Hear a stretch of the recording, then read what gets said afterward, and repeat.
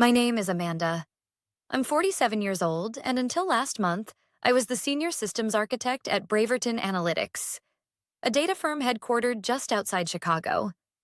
For 18 years, I was the invisible engine behind their most valuable asset, a custom-built, self-healing database system that processed $650 million in annual contracts. Logistics firms, federal procurement agencies, medical data companies, they all relied on it. On me. I wrote every line of the foundational code. I designed the entire security framework. I handled every major upgrade. When the system needed patching at 2 a.m., I didn't send someone. I logged in myself. So when my boss, Darren Price, summoned me to his office one rainy Thursday morning, I didn't expect to be ambushed. "Come in, Amanda," he said, smiling too much. That smile, polite, shallow, practiced. Something in my gut tightened. His son, Jordan, was already seated across from him. 23, maybe 24, with a sleek fade, designer hoodie, and that permanently smirking look Gen Z influencers have mastered. He was scrolling something on his Apple Watch. I sat. Darren folded his hands on the desk like a pastor delivering bad news gently. "We've been talking about the future of Braverton, Amanda," he began, "and we think it's time to modernize. Fresh blood, fresh ideas." I nodded slowly. "Okay, what does that mean?" He smiled wider. "Jordan just finished his master's in digital innovation. Top of his class. He's going to be joining the tech division, shadowing you for a while." I glanced at Jordan. He didn't look up. "Shadowing me?" I asked, careful not to let my voice crack. "For now," Darren said quickly. "Eventually, we'll transition him into a more strategic role. You've done amazing work, Amanda. You've built this place from the inside out, but we can't keep running on legacy systems. Jordan's got ideas about blockchain integration, full AI automation, machine-led project ops." I blinked. "We already run 3 active machine learning models. I built them." "Exactly," Darren said, as if that proved his point. "But the world is changing fast. You know how it is. Your methods are great, but they're, let's say, seasoned. Jordan represents the future." I nodded, lips pressed tight. "I'm sure he'll be a great fit." Darren beamed. Jordan still hadn't looked at me. I walked out of that office with a calm face and a boiling stomach. I'd been here since before Darren even bought the company outright. I remembered when Braverton had folding chairs and shared logins. I remembered the long weekends rebuilding systems after blackouts, doing emergency patchwork with a flashlight and an old ThinkPad. And now I was being seasoned out. That was the first crack. 2 days later, Jordan was given full admin credentials to the central system. Darren didn't even ask me first. He just sent a casual memo.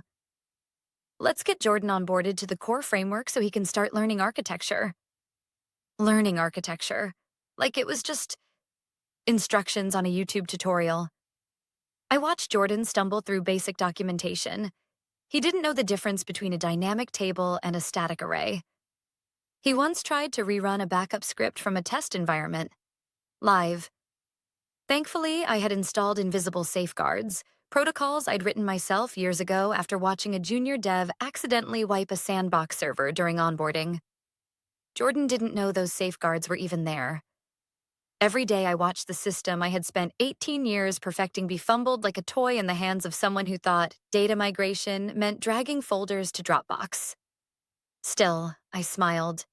I trained, I documented, but I also started watching the access logs. Jordan was logging in late at night, making changes he didn't understand, poking around in modules he wasn't cleared to modify. I knew what was happening, even before the words were said out loud. Last Friday, Darren stopped by my cubicle with a box in his hands. "Hey, Amanda, can we chat for a second?" I stood slowly. "Of course." We walked into conference room 3A. It was empty except for a small stack of papers on the table. "Let's sit," he said, still with that pastor's smile. I did. "This is hard," he began, "but we've made a decision. Effective immediately, Jordan will be stepping into the senior systems architect role. We'd like to transition you into a part-time consultancy. I kept my face still. I see. You've been incredible. Seriously. But the board wants forward motion and... I understand, I said. He relaxed. You do? I smiled gently. Absolutely. Jordan's got fresh ideas. He's the future. He exhaled, grateful. Thank you, Amanda. I stood, took the papers, shook his hand. Then I walked back to my desk, opened my laptop, and typed a single command. Not to destroy anything. Not yet. Just to awaken a system I'd quietly embedded into the architecture 5 years ago. A failsafe designed to protect Braverton's data from hostile intrusions, cyber attacks, or, in this case, reckless incompetence. It started a countdown, but I could stop it at any time. They had 7 days, and they didn't even know the clock had started ticking. I didn't sleep that night. I lay in bed staring at the ceiling fan, listening to the faint hum of its rotation, thinking about every weekend I had ever given to Braverton Analytics, every birthday I'd missed, every time I skipped family dinners because a server was misfiring or a client API broke during a holiday sync. And now I was being replaced by a 23-year-old who didn't know how to ping a node without Googling it first. The failsafe I activated wasn't destructive by design. Not yet. It was defensive. Think of it like a sealed chamber with oxygen slowly draining. If you knew what you were doing, you could restore balance. But if you didn't, well, things would begin to collapse piece by piece. I checked the logs again that morning from my personal laptop.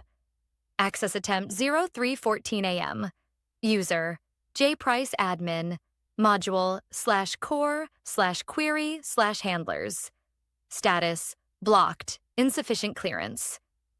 He was trying to rewrite one of the query handlers that regulated client transaction summaries. He'd been warned in the documentation not to touch that section. It wasn't just code. It was logic. Logic that connected 143 subroutines, including billing triggers, compliance flags, and data reconciliation flows. Break it, and the whole house starts to tilt. But I didn't intervene. Let the system whisper its own warning first. At 9:41 AM, a Level 2 diagnostic alert was triggered. Nothing dramatic, just a subtle anomaly in the nightly reconciliation for a freight logistics client. The kind of error that wouldn't raise eyebrows to anyone who hadn't watched the platform for over a decade. But to me, it was the first domino. Later that morning, I walked into the kitchen to grab coffee. Jordan was there already, grinning at the new intern while tossing a stress ball in the air like he owned the place. Amanda, he said with a smirk. Hey, so I pushed some updates last night. Tried to clean up those handler functions. Make the code leaner. My pulse slowed. You mean the handlers in core/query? Yeah. He shrugged, sipping his oat milk latte. Honestly, looked like stuff from the Stone Age. No offense. None taken, I said, smiling. Did you remember to update the pointer references in the billing module? His face blanked. Pointer what? Never mind, I said, walking away. I'm sure you'll figure it out. Back at my desk, I saw the system had generated 2 new alerts. Minor delays in client report generation. A ripple effect. Subtle. Elegant. The failsafe wasn't just a panic button. It was an intelligence. It scanned user behaviors, tracked inconsistencies, monitored structural anomalies. If it identified sustained misuse or compromise, without my biometric override, it escalated. They had 6 days left. That afternoon, Darren called a company-wide meeting. A town hall, he called it, held in the second-floor atrium with its ridiculous neon Innovate Together sign buzzing overhead. He was proud, upbeat. This is an exciting time, he said into the mic. Amanda has done brilliant work for us, and now Jordan will build on that legacy and push us into the future. Jordan took the mic, full of TED Talk energy. We're exploring decentralized architecture, cloud-native solutions, and smarter automation. Legacy is great, but innovation is about letting go. Everyone clapped, except the engineering team. I saw Dan from DevOps glance at me, eyebrows raised. Priya from Data Security stared at her shoes. They knew. They just couldn't say it out loud. After the meeting, I got a Teams message from Dan. "You okay? This whole thing feels off." I typed back, "Don't worry. Everything is working exactly as designed." That night, Jordan attempted to run a batch overwrite to simplify data retrieval for a mobile client interface. Timestamp, 11:12 p.m. Result, error, recursive reference loop detected. System response, isolation of corrupt module. Secondary systems rerouted. The system was defending itself, quietly walling off the mess he created without his knowledge. But now the errors were surfacing. By Thursday morning, client support was fielding calls about slowdowns. Darren forwarded me a message from an insurance client complaining about delays in claim audits. I replied calmly, "Looks like some system-level changes caused timing drift. I'm happy to consult if needed." He didn't respond. The countdown moved quietly into day 3. And still, they didn't know the system had started building its own walls. Firewalls, sandboxes, containment zones. What they were slowly doing was locking themselves out. By Friday, Jordan had tried 5 new improvements, all of which triggered silent lockdowns. The failover servers rerouted automatically, masking the chaos from most clients for now. But under the surface, the system was starting to isolate its core, like a body identifying infection. I sat in my office Friday afternoon and opened my laptop again. Accessed a hidden log directory I'd created 6 years ago. Status, containment active, integrity degrading. Countdown, 4 days. I closed the laptop slowly, looked out the window. It was raining again. A part of me hoped they'd see it, that someone would stop Jordan, that Darren would realize what he'd done. But the other part? The one that had spent 2 decades being overlooked, undervalued, replaced? That part was just waiting for the system to do what it was always built to do, protect itself, even if that meant burning everything down to do it. By Monday morning, the first real cracks had begun to show, not in the system, in them. A group of junior analysts from client support had flagged inconsistencies in 3 separate reports. Mismatched totals, duplicate timestamps, one record showing a negative transaction value, which should have been impossible. They sent the tickets to Jordan. He forwarded them to IT. IT escalated it to DevOps. DevOps sent it to me. Even though, officially, I wasn't part of the chain anymore. I opened the logs from my home terminal, sipping coffee in my kitchen while the sun climbed slowly through the clouds. The issues were minor for now. Side effects of corrupted logic paths, triggered by Jordan's attempt to consolidate 4 distinct data layers into a single query string. It had saved milliseconds in speed, but at the cost of accuracy. In other words, he'd optimized the wrong thing. I sent a calm, concise report to IT. Recommend rollback of query 3AV3 to previous stable build. Logic conflicts with reconciliation subroutines could cause exponential data drift. No reply. At 10:04 a.m., Darren called. "Amanda," he said, trying to sound casual. "You have a second?" "Sure. You've seen the report issues, right?" "I have." "What do you think's going on?" "Best guess? Structural conflict. Possibly due to a recent code change that didn't fully integrate with our legacy layers." Pause. "We're not calling it legacy anymore," he said, almost chuckling. "It's the new system now." I smiled, even though he couldn't see me. "Of course, the new system." Another pause.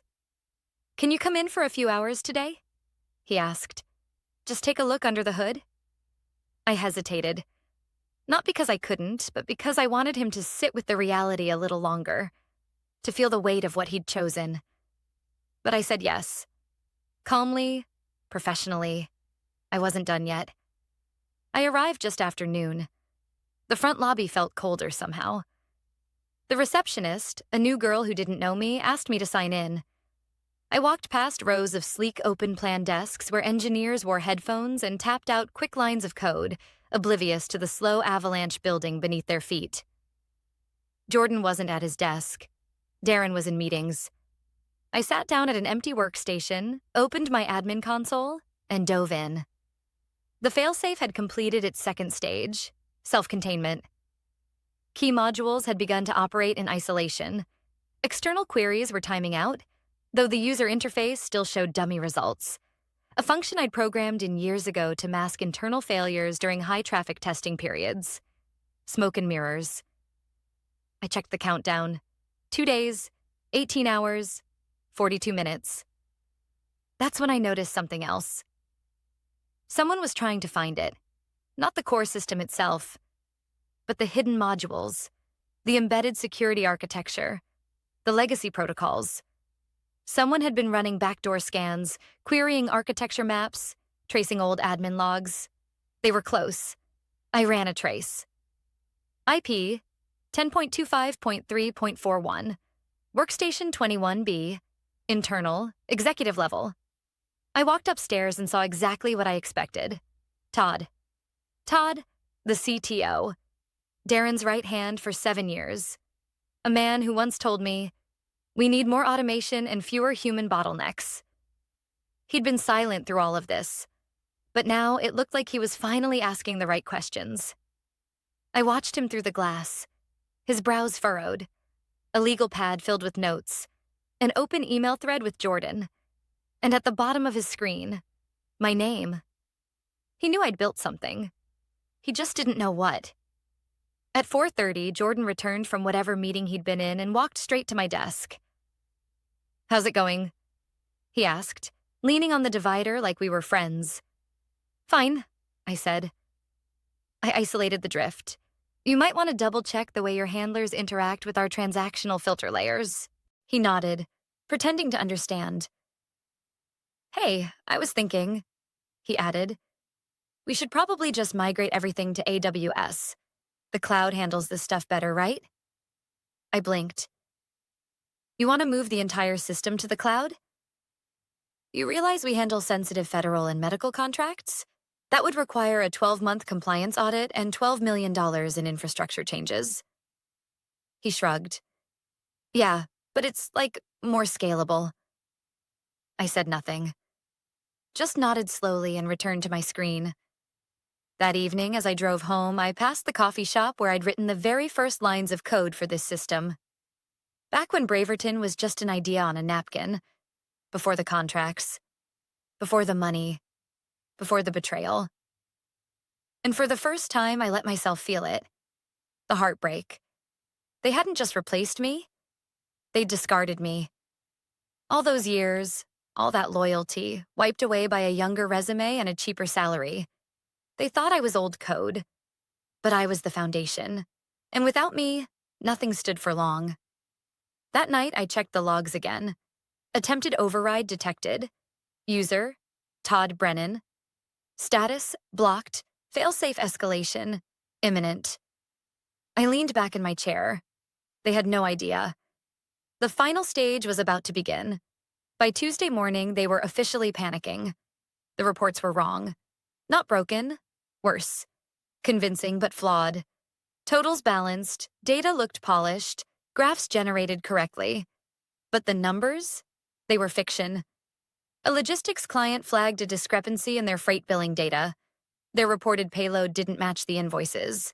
That triggered an internal audit.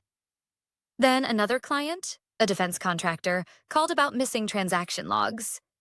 And by 10 a.m., I got a message. From Todd. "Amanda, we need to talk. Urgent." I didn't reply right away. Instead, I watched the log activity.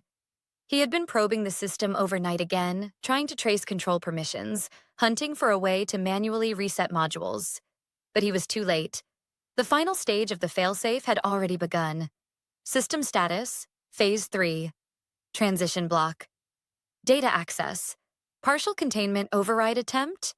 Logged, denied time remaining. 1 day, 6 hours, 17 minutes. I took my time driving in. Stopped for coffee. It was overcast, that heavy Midwest gray that makes buildings feel like tombstones. When I arrived at Braverton, the lobby was louder than usual. People talking in hushed tones, Managers walking briskly, techs on headsets. Something had shifted. The elevator ride to the 6th floor was silent.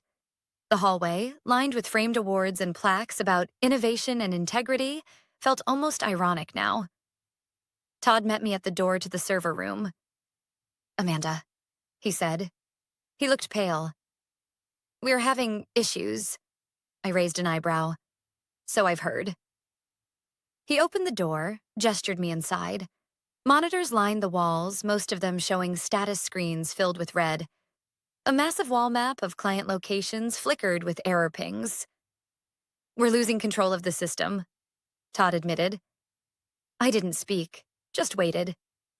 He continued, "We've tried rolling back the latest changes. No effect.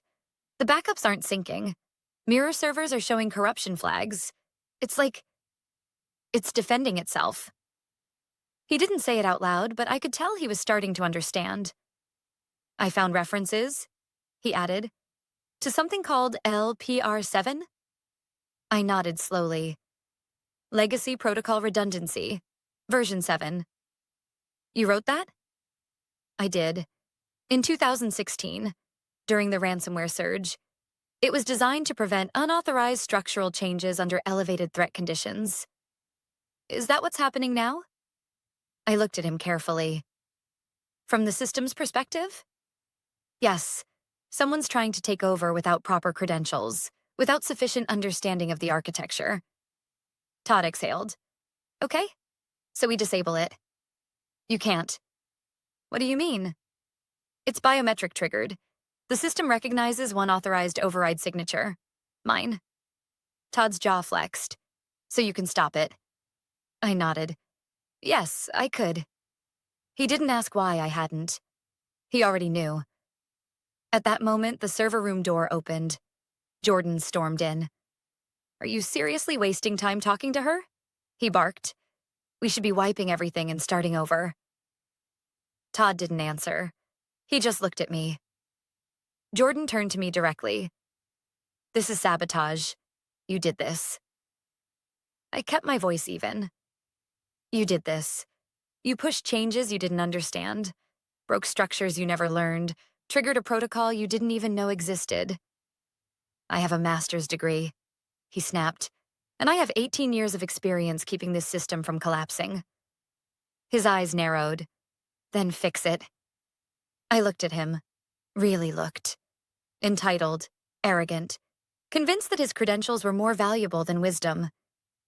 He didn't see me as a person, just an obstacle. No, I said softly. I think it's time you try running the system you wanted so badly. I left the server room. Todd didn't follow. Back at my desk, I logged in and checked the diagnostics again. Client alert volume.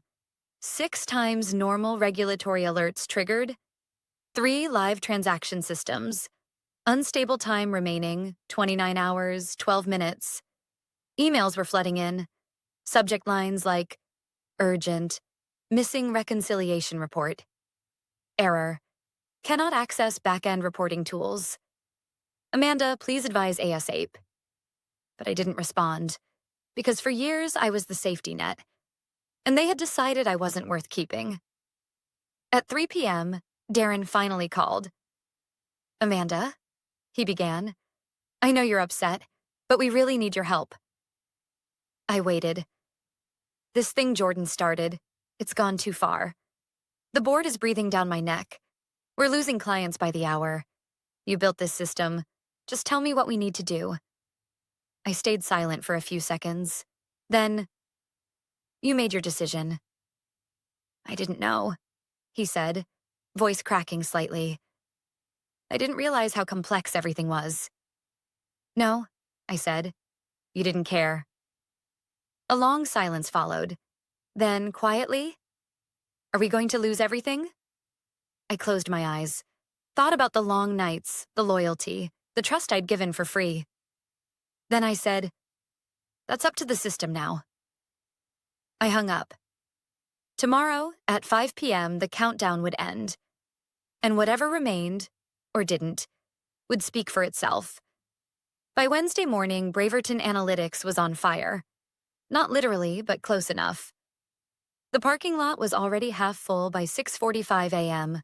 Executives who normally strolled in past 9 now sprinting across wet pavement with phones pressed to their ears. The building had the air of a sinking ship, full of people trying to find dry land before the final plunge. I sat in my car across the street, engine off, watching it unfold like an old film. The same building I'd entered every day for 18 years. The same front desk I'd once repaired after the badge system glitched. The same corner window where I watched storms roll in over the lake. Now, the system inside that building was eating itself alive. At 7:12 a.m., my phone buzzed. A message from Priya in data compliance. Amanda, do you know what's happening? All regulatory reporting files are corrupt. Jordan says it's a bug, but this doesn't feel like a bug. I didn't respond. Not yet. Instead, I opened my laptop. System status, Phase 4. Defensive lockdown active access attempts, past 6 hours. 317 admin override attempts, 19 all block time. Remaining 9 hours, 48 minutes, Jordan had been trying everything. Command line overrides, system restore tools, a botched attempt at reverse engineering the biometric handshake protocol. The logs told a clear story. Desperation without understanding. He had removed my name from the admin access list. What he didn't realize was that the failsafe didn't rely on user credentials. It recognized my fingerprint. The one scanned every morning for years on that server room panel. That scan was my silent bond with the system. My presence had always been the signal that everything was safe. Now that signal was gone. And the system was preparing for its final act. At 10:21 a.m., Braverton's largest client, Crestwell Logistics, formally terminated their contract. Their live dashboard had shown them the same shipment 6 times in a row with altered timestamps, a compliance red flag. They reported Braverton to the Department of Transportation's Digital Security Division within 30 minutes. By 11 o'clock, 3 more clients followed suit. At 11:36, I got the call. Not from Darren, from a number I didn't recognize. I answered. Amanda. A voice said quietly, "It's David Winthrop. I'm a partner at Red Elm Capital. We hold an equity stake in Braverton." I said nothing, just listened. "I understand you're no longer employed there, but we're being told that you're the only one who can help us." I took a deep breath. "With respect, Mr. Winthrop, that's not my responsibility anymore." He hesitated. "We know what they did, and we understand the gravity of what's unfolding, but we're willing to make it right. Compensation, equity, a seat at the table." I almost laughed. After everything, the betrayal, the replacement, the arrogance, now they wanted to buy back what they'd thrown away for free, but it was too late. They hadn't just lost a system. They'd lost trust, integrity, respect. I didn't reply. I simply ended the call and closed my laptop. At 1 p.m., I walked into the building for the last time. No badge needed. The system no longer locked me out. It just didn't respond. The biometric scanner at the server room was dark, already disengaged from core power. Inside, chaos buzzed like electricity. Every screen blinked with errors. Servers flashed amber. Backup drives spun without syncing. On the master terminal, a countdown clock glowed in bold red. Time remaining, 3 hours, 57 minutes. Todd stood nearby, staring at the screen like it might change if he willed it hard enough. "You did this," he said when he saw me. I didn't deny it. But I didn't admit it either. Because the truth was, they did this. Every line of faulty code, every ignored warning, every arrogant decision built the staircase to this moment. "I designed the system to protect itself," I said. "If you'd left it alone, it would have kept running." "Then stop it," he said. "You're the only one who can." I looked at him, and I thought about every time I'd been passed over, every meeting where my voice had been ignored, every moment where I carried the company in silence, unseen, and how in the end they didn't fail because of what I did. They failed because of who they became. "I'm not your employee," I said. I'm just legacy code. He opened his mouth, but I was already walking away. As I reached the door, I glanced back one last time. On the screen, the countdown continued. 3:55:12, 3:55:11, 3:55:10. And still, no one knew how to stop it, because the only person who ever did had already let go. I was home by 4:30 p.m. I didn't rush. There was nothing left to rush for. I made tea, sat on the back porch, and listened to the hum of cicadas rising with the early summer heat. The same porch where I'd spent weekends fixing code that no one else could understand. The same porch where I missed birthday parties and cookouts because the system needed me. And now? Now the system was about to speak for itself. I opened my laptop one last time. Failsafe protocol. Active final lockdown. Engage time remaining 00:29:43. At Braverton, I imagined the scene. Executives scrambling, IT teams shouting across conference tables, interns tasked with printing emergency reports that wouldn't generate. Somewhere Jordan would be pacing, trying to make calls that went to voicemail. Darren would be sweating through his shirt, whispering promises to investors over shaky Zoom calls. And Todd? He would be staring at a command prompt, hoping the blinking cursor would give him a miracle. But there would be none. Because the system wasn't crashing. It was protecting itself. The final stage wasn't dramatic. There were no explosions, no corrupted graphics, just a sequence of surgical actions executed by a protocol I'd written during a stormy weekend in 2016 after a government agency warned us about zero-day vulnerabilities. It was called Total Data Integrity Protocol. The rule was simple. If authentication fails and control is compromised beyond repair, initiate a zero retention purge. In human terms, wipe everything. Why? Because some data is too sensitive, too valuable to be left in the hands of the wrong people. If you can't protect it, you don't deserve it. At 5 p.m., the system checked for biometric confirmation. There was none. At 5:00:30, it began to purge. 3 backup servers simultaneously triggered failover loops that led to decoy modules, empty shells designed to mask the deletion in progress. Encryption keys self-erased. Storage paths were overwritten. Even cloud-based mirrors, long thought inaccessible, received the command through a time-locked function embedded 6 layers deep in the architecture. By 5:02, it was done. The platform was silent. Not broken. Gone. All $650 million worth of client data. Transaction records, internal processes, system blueprints, user logs, historical archives, every bit of it, dust in the wind. At 5:17 p.m., my phone rang. Darren.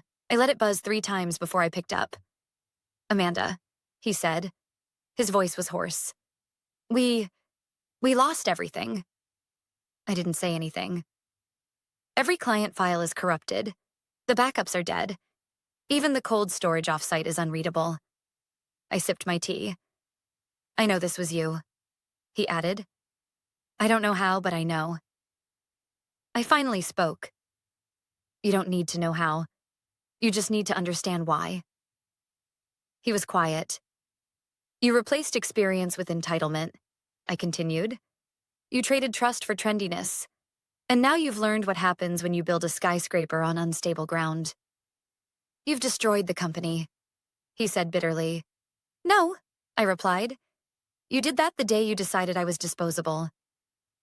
Silence again. Then, what do you want? That part actually made me laugh. Nothing, I said. I already have what I want. I ended the call. By Thursday morning, the headlines were everywhere. Braverton Analytics suffers unprecedented data failure. $650 million collapse linked to internal system catastrophe. Federal regulators investigate total data loss at tech firm. Their top clients. Gone. Lawsuits pending. Investors fleeing. The board? Silent.